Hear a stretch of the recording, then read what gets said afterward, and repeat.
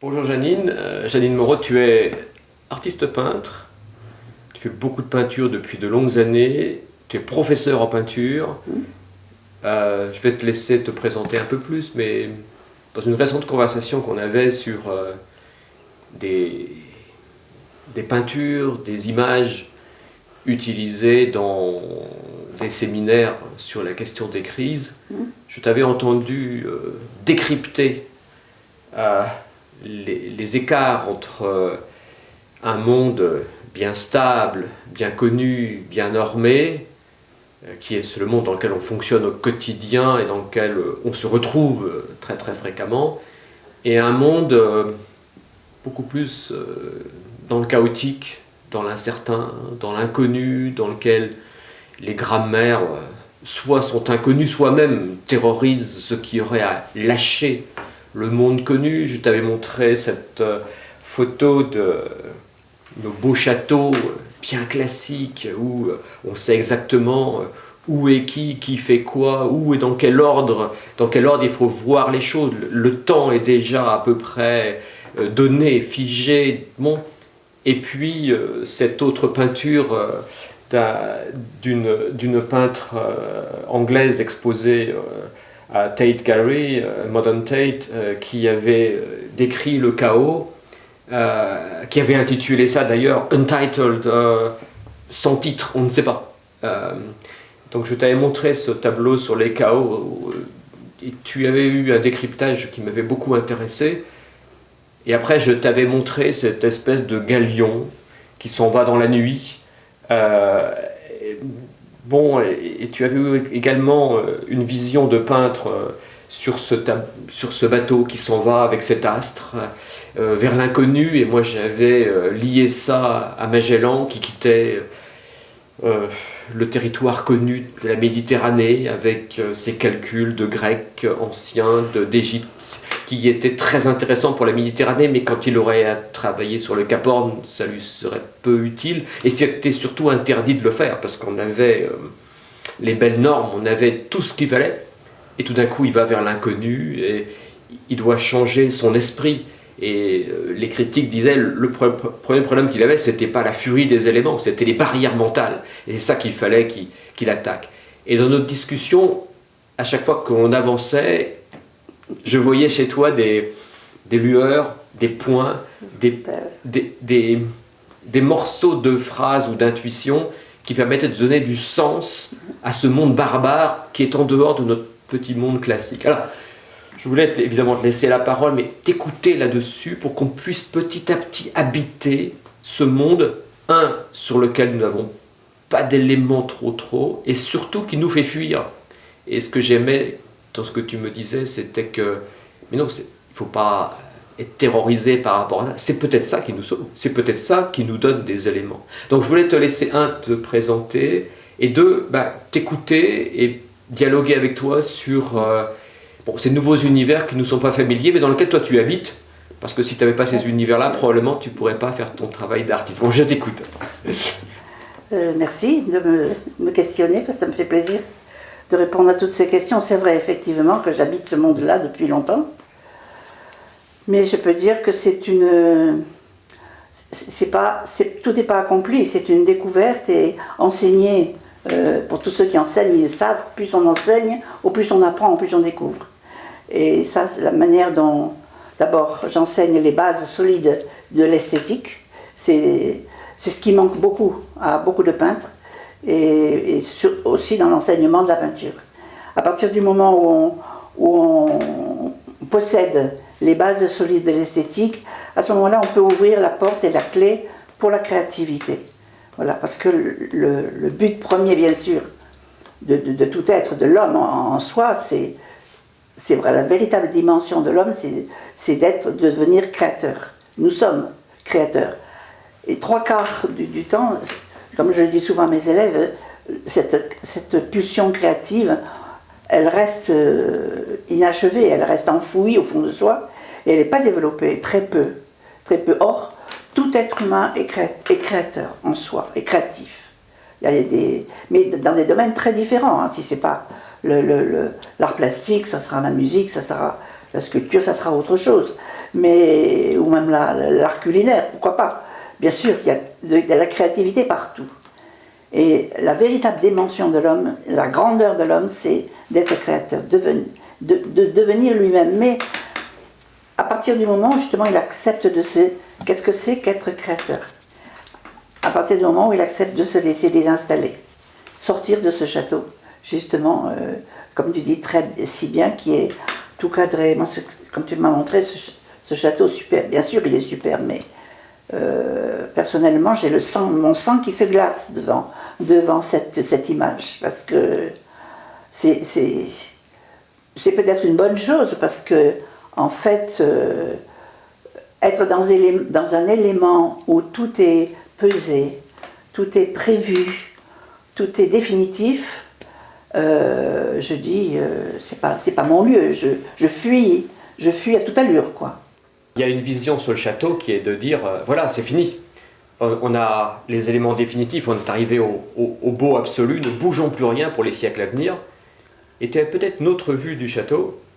Mais oui, je me posais une question qui peut-être... enfin, je ne sais pas comment elle peut être prise, mais enfin, disons-la quand même. Hein. Est-ce que, quelque part, cet enfermement rigide de ton château, qui a eu sa raison d'être dans un temps, risque d'avoir pour conséquence donc la sensation d'un enfermement et engendrer à l'intérieur de cette sensation d'enfermement vient automatiquement le désir de la fuite, donc le désir d'aller ailleurs chercher autre chose. Et c'est, je pense, peut-être une des raisons que nous aurions à considérer positivement la période du château. Qui prépare des lendemains par la négative, par l'expérience que l'on en a. Une expérience, elle risque toujours, une fois qu'on l'a faite, d'engendrer une soif.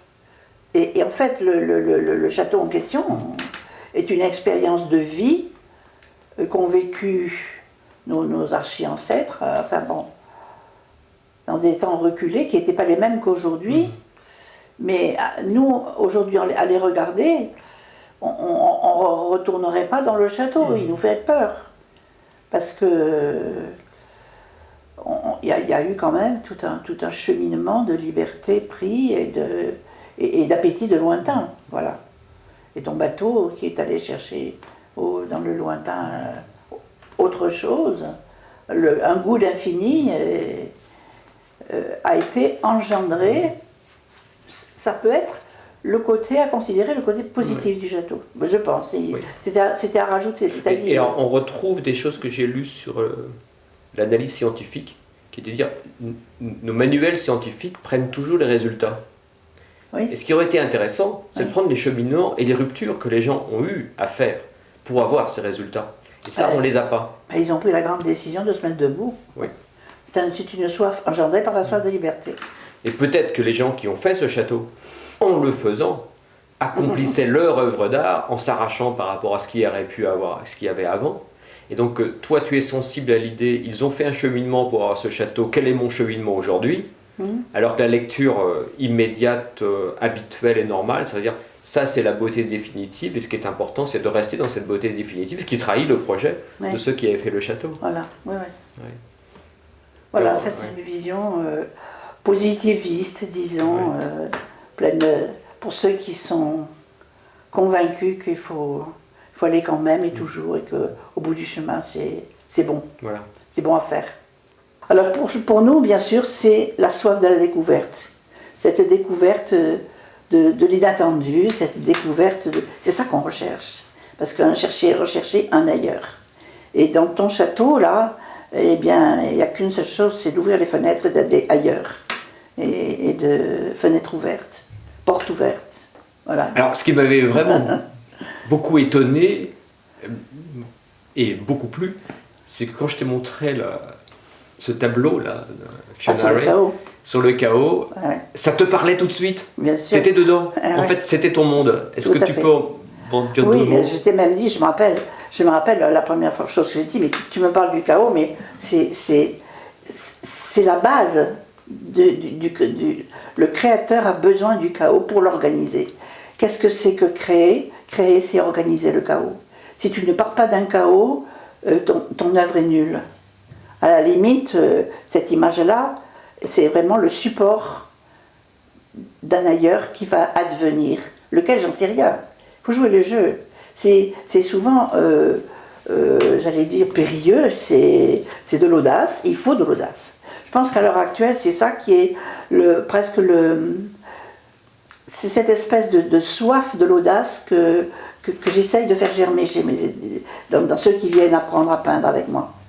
Parce que eux, ils viennent pour se sécuriser, peindre une pomme qui ressemble à une pomme, un bouquet de fleurs qui ressemble à un bouquet de fleurs, je veux bien. C'est une habileté manuelle certaine. Mais à partir du moment où on a développé on est certain de cette habileté manuelle, il faut aller ailleurs. C'est la même chose que l'emprisonnement dans le château. Et il faut en sortir. Si tu n'en sors pas, très vite, je leur dis, mais la pomme que vous allez peindre, même si le tableau est somptueux, il restera sur tes murs combien de temps? 6 mois? 1 an? Au bout d'un certain temps, tu en auras ras-le-bol de la pomme, toujours la même pomme, qui sera toujours une pomme, et puis rien qu'une pomme. Et l'hyperréalisme, c'est une tentation de tous les totalitarismes. C'est une sécurité, une barrière de sécurité que Adolf Hitler a imposée à tous les artistes. Tous les artistes qui étaient trop créatifs, c'est dangereux pour un gouvernement, les artistes qui créent trop. On les boucle, et on les emprisonne dans un château, et puis comme ça on est tranquille, on a la paix. Tandis qu'un artiste qui accueille, qui est vraiment dans le cœur de sa création, et qui accueille cette mouvance de la découverte, et qui sent avec l'intuition, parce que ce que je pense, c'est qu'il y a un terreau de l'artiste qui, en définitive, on est tous artistes et en même temps, on a quelque chose de plus. C'est-à-dire, on a une espèce d'œil neuf qui nous pousse, une sensibilité, surtout une sensibilité très fine, et qui n'est pas facile à vivre, c'est périlleux. Hein. C'est ce qui fait dire souvent que les artistes sont vulnérables, et nous sommes vulnérables. Parce qu'il y a des choses que nous sentons, c'est un peu le résultat de ta réaction que j'ai pensé quand on a discuté. Tu as été sensible à cette manière, ce regard un peu neuf que je t'amenais sur certaines choses. Et alors, entre autres, ce chaos, c'est le terrain indispensable pour la création. Lorsque nous démarrons un tableau, bien souvent, je fais réaliser ce que j'appelle un chaos esthétique. Alors, chaos, pourquoi? Parce que justement, ce n'est qu'à l'intérieur, c'est une conviction, c'est presque un acte de foi. Ce n'est qu'à l'intérieur d'un chaos que l'œuvre d'art peut advenir. C'est-à-dire, c'est un terrain à mon inventivité, à ma créativité. Et deuxièmement, esthétique, pourquoi et comment? Alors là, de manière simple, branchée justement sur cette technique, ces techniques, ces solides, le sens de l'esthétique, ces bases de l'esthétique solide. Si je fais choisir à mes élèves d'abord une harmonie colorée, qui soit une véritable harmonie, et ça je parle en termes musicaux, quand un musicien est en train de composer, ou ne serait-ce qu'un chant, une chanson sur sa guitare, comme Brassens ou bien une symphonie, la première des choses qu'il fait, c'est quoi? C'est de choisir un accord. Un accord parfait autour duquel la symphonie va s'exercer, avec des variations symphoniques qui vont à l'infini. Bon, pour nous c'est pareil, le tableau, ça sera la même chose. Nous allons choisir un accord coloré, solide, et nous avons appris quels sont les accords solides. Voilà. Alors bon, moi, personnellement, j'ai choisi d'enseigner toutes les techniques du Bauhaus. Et bon, c'est du solide et c'est précieux. Et en même temps, ça sécurise tout le monde. Les élèves qui arrivent et qui me disent, mais enfin, c'est pas possible, je ne sais pas créer. Non. À partir du moment où on a des bases, après, il n'y a plus qu'à faire. Et ça sécurise. À partir du moment où ils savent choisir sur leur palette l'accord coloré de 2, accord à 2, accord à 3, accord à 4, en sachant que ces 4 couleurs vont constituer automatiquement quelque chose de beau à voir. Il n'y aura pas de fausses notes, il n'y aura pas de couac, ça sera une harmonique agréable à entendre. À partir de ce moment-là, ça réside dans le choix. La base de toute créativité, c'est le choix. Il faut d'abord choisir. Alors le choix, qu'est-ce que c'est? Le choix, c'est basé sur la compétence, les connaissances, et en même temps, c'est être en accord parfait avec qui je suis à la minute où je choisis. Et l'artiste est sollicité à choisir son accord parfait qui va le rejoindre en profondeur dans ses entrailles. Hein. Et c'est là où nous sommes, où s'exerce cette intuition d'abord, cette sensibilité très fine souvent, très pointue, et aussi donc doublée de vulnérabilité dont je l'ai dit. Voilà. À partir de ce moment, on peut créer un chaos esthétique. Et c'est la base. Alors peut-être la seule chose que je peux dire sur le tableau que tu me montres, chaos il y a, c'est certain, ça saute aux yeux. Alors esthétique, je ne sais pas. Il faudrait que je l'analyse, savoir si les accords colorés... Alors il y a une dominante de gris, c'est évident. Ça fait partie aussi de l'équilibre de la création. Il faut qu'il y ait une dominante. Le choix d'une dominante est premier. Là, la dominante est gris bleuté. Et il y a des... Oui, c'est une tendance aux violines, au violet, rose violet, bleu violet. Le gris lui-même est un gris un petit peu violacé. Il y a une certaine unité quand même. Et puis augmenté par le noir. Alors là, le noir et le blanc, il y a plus de blanc que de noir. Donc là aussi c'est bon. En quantité. Toi, si je d'épaisse dans la critique le tableau que tu me montres,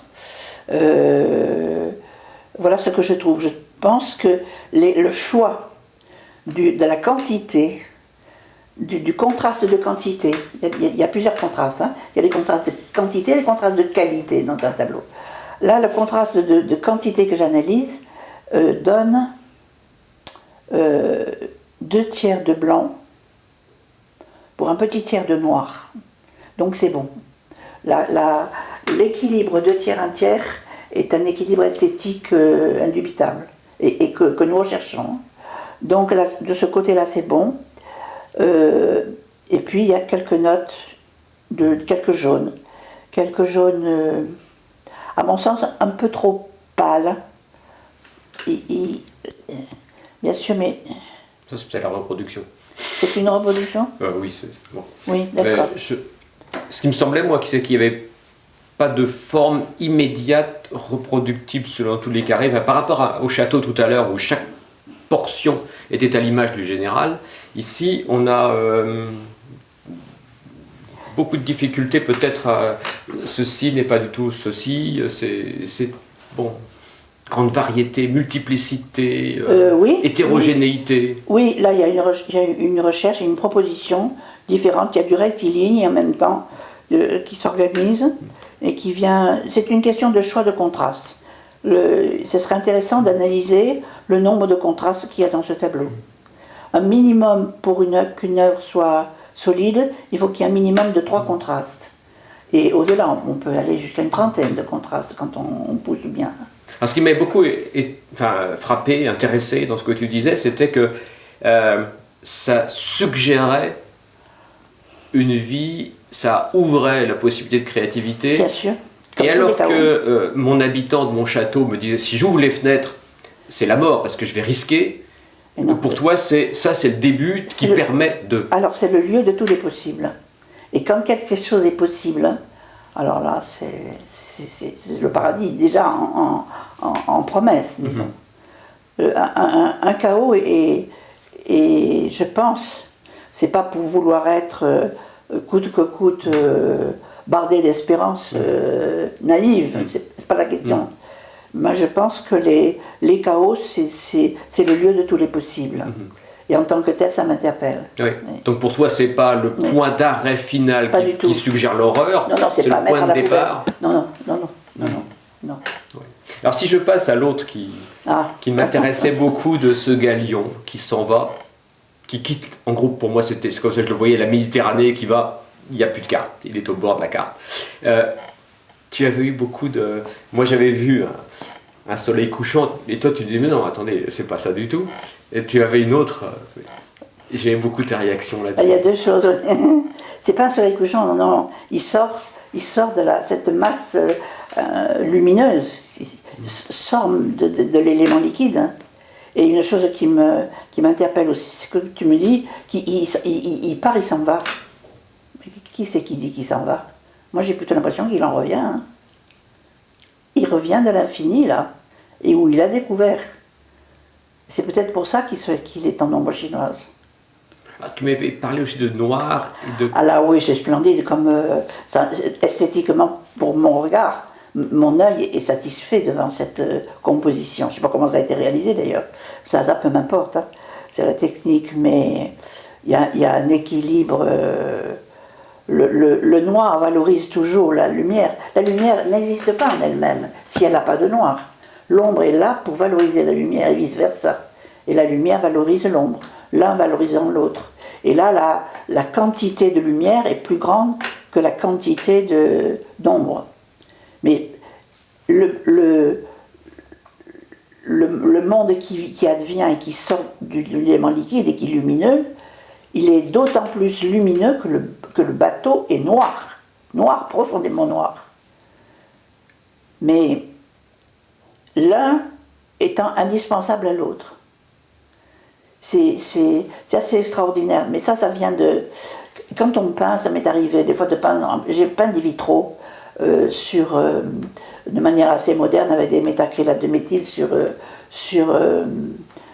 grosses plaques très épaisses de plexi, avec des produits qui étaient très mal commodes à gérer parce que ça polymérisait à froid pendant 10 minutes. Et une méthode un peu nouvelle de recherche de vitraux qui n'est pas la méthode classique avec les plombs qui est nettement supérieur, mais enfin des fois ça rend service. Puis c'était une aventure là aussi à mener. Là j'étais enthousiaste, vraiment parce que j'avais mis, c'était en définitive une peinture sur plexi, hein. C'était mon métier de peintre qui était à 100%. Et lorsque, par transparence, après avoir positionné toutes les couleurs, j'étais venue faire des cernes noires carrément, j'ai été sidérée. Je peignais ça avec le soleil par derrière. Tu sais que le soleil ici à Marseille, quand il y va bien. Et la grande luminosité était précieuse pour moi. Et je peignais par transparence. Et je rajoutais du noir après les couleurs. Eh bien, la valeur des couleurs, c'était multiplié par 10. L'effet, c'était enthousiasmant. J'avais l'impression que je composais quelque chose mais vraiment d'enthousiasmant avec la lumière. Je créais avec le soleil. J'avais le soleil derrière là, mes plaques transparentes. C'était, je dirais, à la limite de l'ivresse, quoi. C'était enthousiasmant pour quelqu'un qui aime les couleurs, de voir les rouges, les bleus et les jaunes que j'avais mis sur mon vitrail acquérir une luminosité, une intensité de vibrations colorées multipliée par 10 au moins, à cause du noir. Donc la conclusion, je peux dire que je donne souvent et que j'aime bien citer, n'ayons pas peur dans nos vies de nos ombres. Elles existent, on ne pourra pas les enlever, de toute manière. Et n'ayons pas peur de nos ombres, parce que c'est les ombres qui valorisent la lumière. C'est amusant parce qu'on m'avait dit à la télé, il n'y a aucune ombre. Il faut tout illuminer, il n'y a aucune ombre. Et ici, ce qui t'intéresse le plus, c'est... Voilà. Et c'est le bateau noir qui... Enlève-le, c'est pas difficile, hein. Tu clignes de l'œil, tu mets oui, il n'y a plus rien. Tu mets tes doigts sur le bateau, ouais. eh ben, il y a tout qui fout le camp, hein. Il n'y a plus rien. Hein. Ouais. Il n'y a plus rien. On ne sait pas ce que c'est. Et j'ai envie de te poser une question peut-être complètement sans sens. Qu'est-ce que tu penses qu'ils pensent, les gens qui sont dans le bateau noir? Ils reviennent, ils en reviennent. Ah, moi, il me semble qu'ils ils reviennent de cet ailleurs, ils ont fait une expérience, ils sont chargés, et c'est peut-être, là ça me vient tout de suite là, hein, je ne l'avais pas senti l'autre fois, c'est peut-être la projection de ce qu'ils ramènent comme découverte qui crée le globe lumineux. Parce que regarde, il y a des reflets. Oui. Et le reflet, là moi le reflet me fait frémir. Le reflet, d'ailleurs chez les impressionnistes, toutes les écoles impressionnistes, le reflet dans les eaux, dans les rivières, c'est prodigieux. Enfin, on pourra en parler pendant des heures. Et là il y a un reflet. Et quand tu m'avais montré cette image, peut-être je te l'avais dit déjà, le reflet est important. Le reflet de l'astre et le reflet du bateau. Le reflet et cette lumière sur cet océan de ténèbres en fait. Parce que enlève la boule lumineuse, il reste le reflet, on le voit, mais s'il n'y a plus de reflet, tout est noir. Tout est noir, donc d'où vient-elle cette lumière? Moi, en parlant, bien sûr, on peut rêver, hein. Nous rêvons, mais c'est bon, le rêve. Hein. C'est bon parce que c'est autour des intuitions de ce type que peuvent arriver à s'engendrer des réalités porteuses de sens, hein, je pense. Oui. Et là, c'est intéressant de penser qu'ils ont fait l'expérience de l'ailleurs, ils en reviennent, et c'est dans la contemplation de ce qu'ils ont ramené et qu'ils ont expérimenté à l'infini, qui automatiquement se projette devant eux et qui les éclaire. Et là, ça me vient tout de suite, là, en parlant. Hein. L'autre fois, je n'avais pas poussé si loin. Et quelque part, s'ils sont éclairés, et la seule manière d'être éclairés pour eux, c'est d'avoir pris le risque de partir ailleurs. Ben voilà. S'ils étaient restés dans le château, ils n'auraient pas cette lumière. Ben voilà.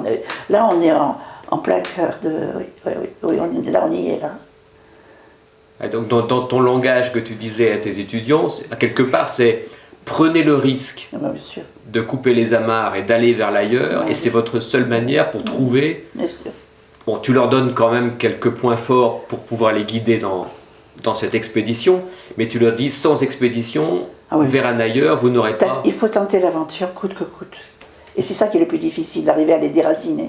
C'est sûr que ce départ, c'est ce que je viens de te montrer dans une série de dessins que je viens de réaliser sur le silence, parmi les 24 silences que je viens d'exposer, il y en a un que j'appelle la grande décision. Et nous l'avons vu tout à l'heure. Et c'est schématiquement, de manière très, très épurée, très essentielle, ça représente un homme qui est en train de se mettre debout. Il est à genoux encore, mais il a décidé de se mettre debout. Et l'homme debout, ce n'est que debout que le départ peut exister. Donc, accepter de tenir en équilibre, je pense que c'est ça la démarche qui convient à notre époque, qui est difficile, mais qui est passionnante, à cause de ça, justement. Parce qu'il y a deux choses. Nous savons qu'il y a des êtres humains qui n'ont pas de colonne vertébrale. Tous les mollusques, qu'est-ce qu'ils ont besoin? Ils ont besoin d'une coquille. Ils ont besoin d'une carapace, tous les coquillages que nous connaissons. Hein. Ils n'ont pas de colonne vertébrale. Bien. S'ils n'avaient pas cette coquille, elle est là pour justifier la solidité dont ils ont besoin. Par contre, l'être humain qui a tout ce qui est constitué en solide à l'intérieur, non visible, peut être vulnérable et n'a pas automatiquement toute l'amplitude de sa fonction. C'est-à-dire qu'il faut décider, l'homme a besoin de se décider à faire ses premiers pas et à se mettre debout. Et le départ, le grand thème du départ, c'est ça. C'est ça. Alors, donc, dans ce dessin essentiel dont je parle, je l'ai appelé la grande décision, parce qu'on voit cet homme qui est très anguleux d'ailleurs, donc très énergique, mais qui a décidé de se mettre debout, est en train de se mettre debout, pour partir donc vers cet ailleurs. Mais quelque part, il y a toujours décision et confrontation au vital, et non pas à la technique. On va être en prise directe avec les questions. Il faut dominer ses peurs, il y a des peurs qu'il faut dominer, mais ça sera le goût de l'aventure qui permet de dominer les peurs. Mais quelque part, sans mise en vulnérabilité, il n'y aura pas de possibilité. Oui, mais alors à la base, il y a une technicité aussi, voilà, de base. Quand on connaît les bases de l'esthétique, les accords musicaux ou les accords à ce moment-là, on peut écrire la symphonie. Et tes élèves qui n'ont pas tellement envie de risquer le passage et qui restent à la ils sont en proie, je peux dire, qu'ils sont en proie à des craintes, à des passages souvent qui pour moi sont difficiles. Je les vois faire. Hein. Ils n'arrivent pas, à se lancer. Hein. Et je comprends pas, mais j'ai dit, mais il n'y a rien à comprendre. Mais je deviens folle des fois. Il me demande, dernièrement encore, récemment, j'en ai une qui est venue me trouver, mais je ne comprends pas. Elle a 3 ans d'expérience et elle a tout ce qu'il faut pour réussir. Elle sait merveilleusement faire ses mises en place et tout. Mais elle me dit, mais je ne comprends pas ce que tu nous dis. Mais j'ai dit, il n'y a rien à comprendre. C'est là où ça ne se passe pas dans la tronche. C'est pas l'acte créateur, ce n'est pas une question intellectuelle basée sur un raisonnement ou une équation. Loin de là. Je ne sais pas si ça me fait bien comprendre. Si, parce que moi, ce que j'entends, c'est tu ne me feras jamais larguer les amarres. Je tiens solidement les amarres, et maintenant, si tu me demandes de plonger, non. Donc, je veux... Ta grande décision, tu ne l'as pas prise encore. Ah ben voilà. Mais... Et comment elle réagit lorsque tu lui dis, prends la grande décision? Il dit, non, mais ça, je viens pour apprendre les techniques de dessin. Il y en a qui le font, mais ils acceptent. Et puis ils acceptent... ça, c'est personnel. Hein. D'abord, il faut qu'ils disent quelque chose dans... Je m'excuse, mais j'ai un peu à en parler. Il faut qu'ils aient quelque chose dans les tripes. Hein. S'ils n'ont rien... c'est vital. Voilà. Ouais. Et qu'est-ce qui fait qu'on a quelque chose dans les entrailles à exprimer, à libérer? C'est ça surtout, une question de libération de ce dont nous sommes porteurs. Vous voyez, tu vois, c'est ça qui est... Il y a un jeu là, un point précis de déblocage. C'est un apprentissage de la liberté. Hein. Mais on va retrouver ça un peu chez les créateurs scientifiques. J'ai été très frappé par ces mots d'Einstein qui sont cités très souvent sur quand il est face à ses potentialités de découverte. Il dit, mais c'est comme si le sol se dérobait sous mes pas. Et donc il se retrouve face à... Et aussi quelque angoisse face à... je vais sur un terrain qui n'est pas connu. Et donc il faut consentir à... alors que nous, on a été quand même formés à... Voilà des techniques qui vous permettront d'éviter d'être confrontés à ces difficultés d'invention. Et là, tu leur dis, le b.a.-ba du cheminement avec moi, ce sera justement de poser cet acte de décision de départ. Oui, parce que c'est l'apprentissage de la liberté. Et c'est une certaine, je peux dire, rencontre avec sa propre vérité. C'est un jeu très psychologique, en définitive. Hein. Et c'est ce qui fait dire à beaucoup que, et c'est la réalité, que l'art est une thérapie. Là, j'assiste continuellement. Depuis 30 ans que j'enseigne, j'ai assisté à des véritables résurrections. Des personnes qui venaient, 3 ans ils mettent, hein, en 3 ans plus en 4 ans. En 4 ans c'est bon. Hein. Ils arrivent à faire le pas. Hein. Mais ils arrivent à se libérer dans ce temps-là. Oui. Si on quitte ce tableau-là, j'avais beaucoup aimé, tu avais fait un tableau sur, tu as intitulé ça La Porte d'Or, et ce que j'aimais bien, c'est qu'on retrouvait cette idée de ligne, on rentre, pour aller vers un ailleurs. Quoi. C'est c'est un passage, c'est une porte. comme toutes les portes, hein, la porte à franchir, hein, il y a l'avant la porte et après la porte. Oui. Il y a un passage, automatiquement Oui. ça ouvre un monde. L'ailleurs il y est bien, là, mais il Oui. est dans la lumière. Et les ténèbres sont chassées sur les côtés. C'est ça. La seule chose qui m'a impressionnée en la faisant, c'est que d'abord que cette porte dorée, théoriquement, enfin de manière légendaire et réelle, elle existe à Jérusalem, cette porte dorée, mais elle est fermée aujourd'hui. Hein. Et normalement, il y en a beaucoup qui croient qu'elle s'ouvrira un jour. Mais moi je pense que la véritable porte dorée, elle n'est pas à Jérusalem, qu'elle est édifiée, par des pierres, qui sont des pierres vivantes. Et ici, ces pierres, on le voit, elles sont mal jointes. Elles sont en train de se jouxter, de s'ajuster les unes les autres. Elles s'ajustent pour pouvoir bien s'emboîter. Et en même temps, elles sont ciselées de pierreries. Hein. Ça peut aller très loin comme commentaire. Un commentaire qui me rejoint un peu parce que parfois ça me réjouit de pouvoir exprimer des choses que j'ai senties dans des lectures ou dans une connaissance biblique que j'ai, c'est évident, je me passionne à ces lectures. Et là, ces pierres vivantes sont en train, sous nos yeux, de s'assembler, de se mettre ensemble. Et la véritable porte dorée, c'est celle-là. C'est par cette porte élaborée par les nations, la totalité des nations en présence, on n'y est pas encore, hein, mais c'est en train de se faire, qui, par un accord fraternel, par un essai de complémentarité, de s'ajuster, et bien c'est comme ça que la lumière on pourra passer dans un monde de lumière. Mais seulement qu'une fois que les nations auront véritablement ajusté leurs pierres. Ah, tu parles il reste des interstices, il reste à ajuster, et ça rejoint beaucoup ce que tu m'avais dit. En tant qu'artiste, je ne clôt pas mon œuvre, je laisse de l'espace, je laisse de la liberté. Alors ça, là, tu le redis ça avec d'autres mots, mais je ressens pas. C'est la démarche, c'est ce qui fait que normalement l'artiste en création, avec cette intuition, une œuvre n'est jamais finie. Et il faut savoir s'arrêter, et je leur dis souvent à mes élèves, essayons de percevoir, justement avec cette sensibilité que nous avons, quand l'œuvre doit être arrêtée. Je dis, fini, livrons, sachons donner à voir des œuvres inachevées. C'est-à-dire enveloppées de mystère.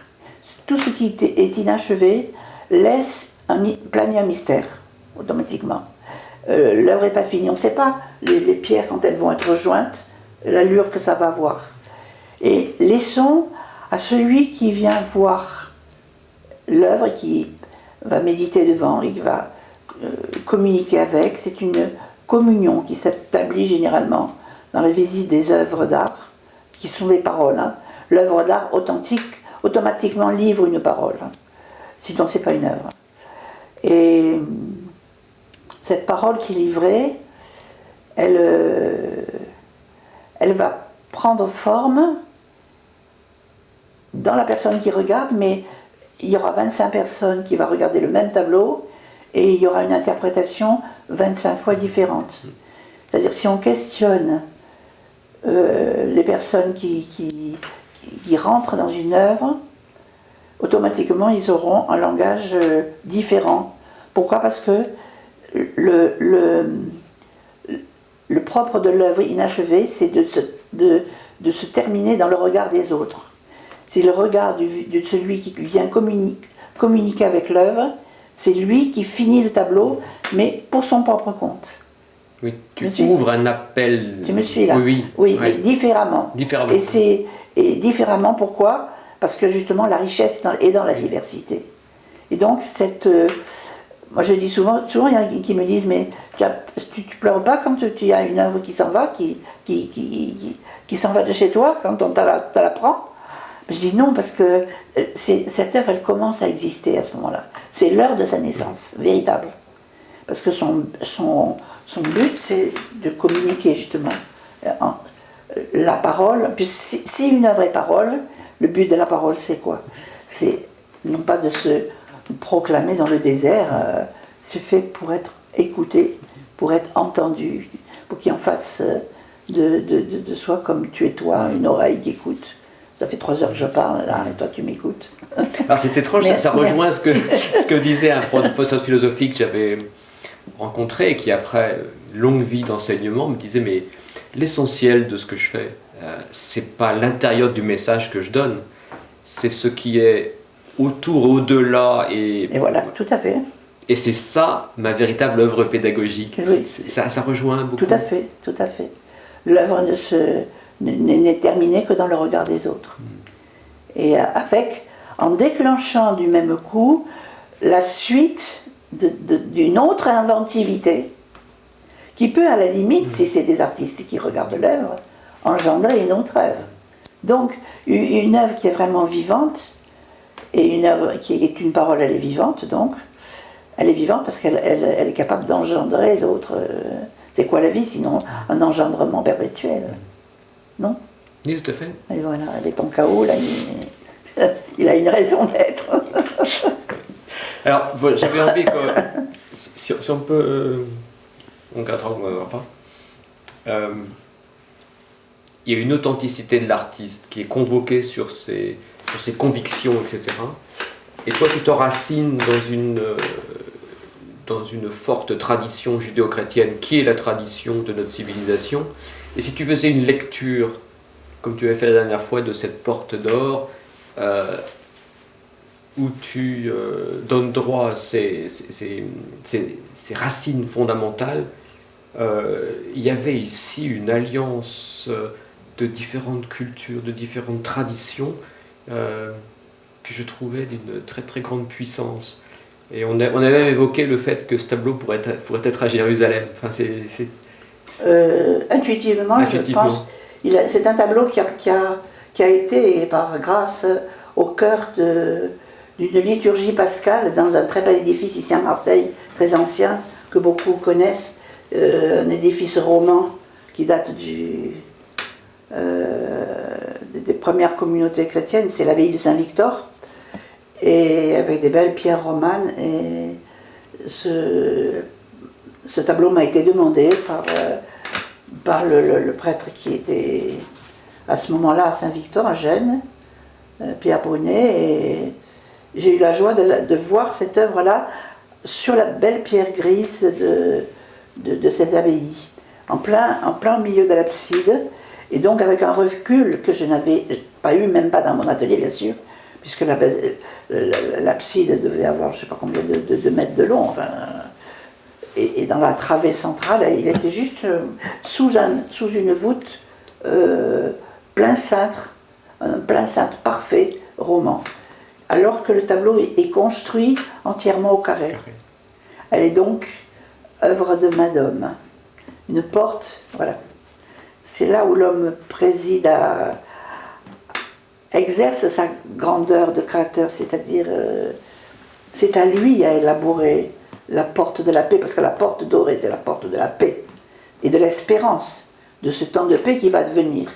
Tu sais qu'il y a donc cette porte dorée qui est à Jérusalem, un certain nombre de religions, y compris les juifs traditionnels, les chrétiens et d'autres, pensent que cette porte ne s'ouvrira, qu'elle est fermée aujourd'hui, elle s'ouvrira le jour du passage du Messie, le jour où il viendra, en instituant une ère de paix, une ère d'amour, une ère d'entente générale des nations.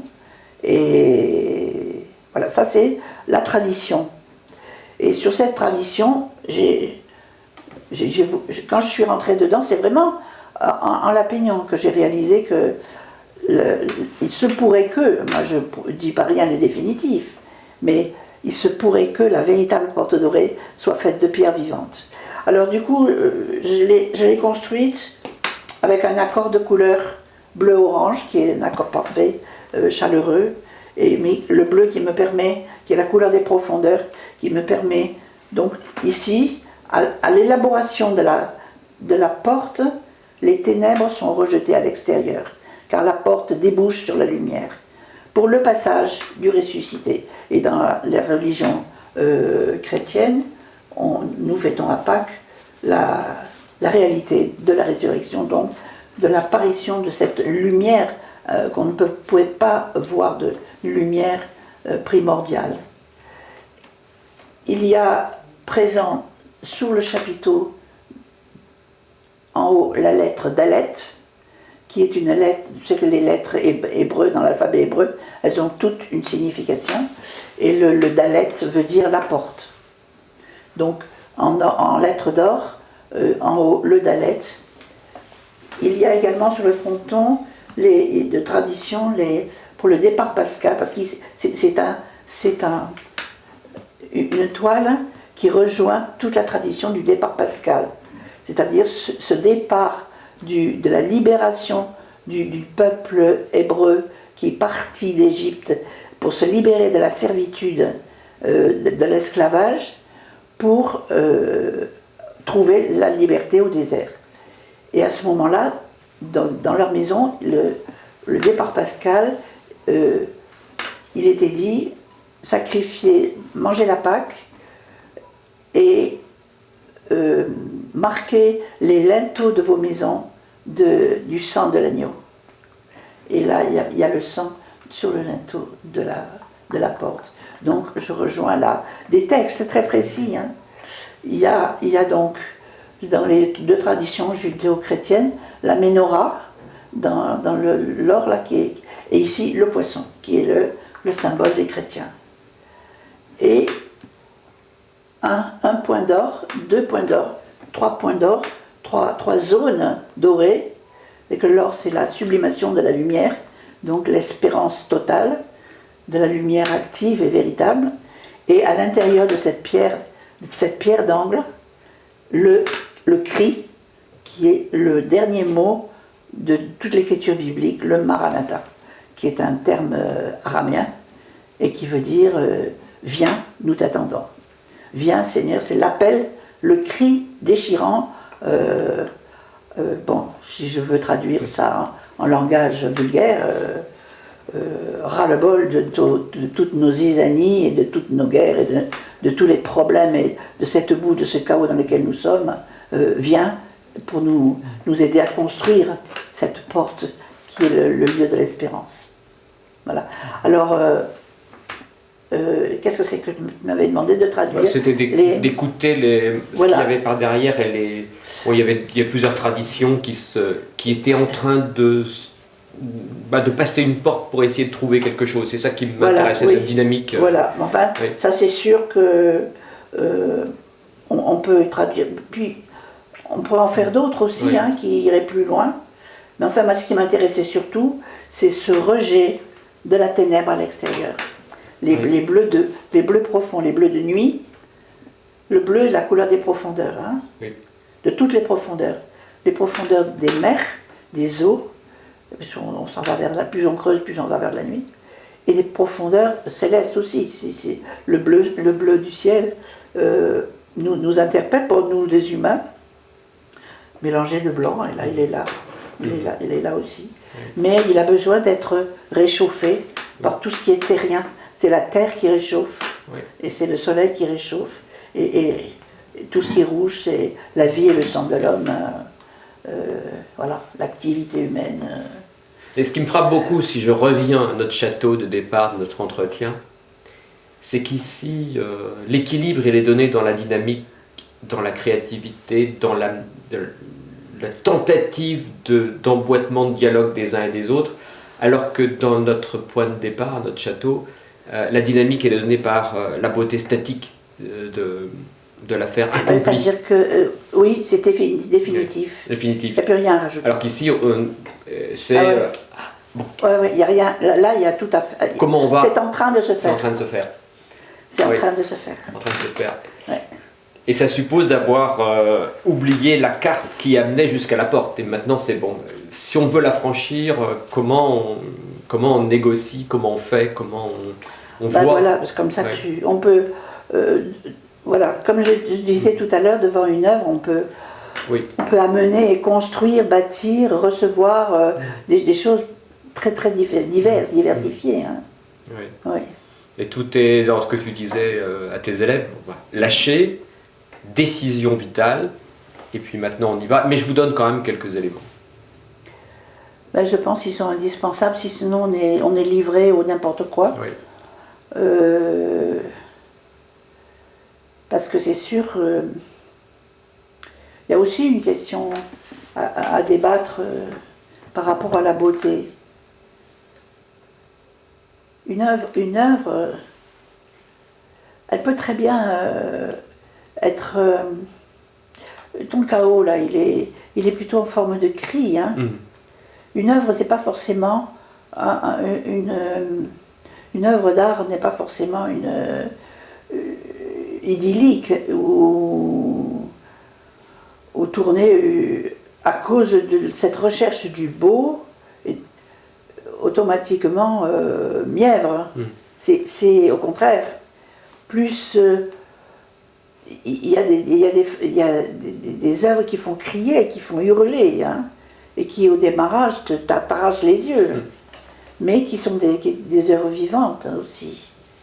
Alors, il faut bien se mettre d'accord et bien se positionner face à la beauté véritable.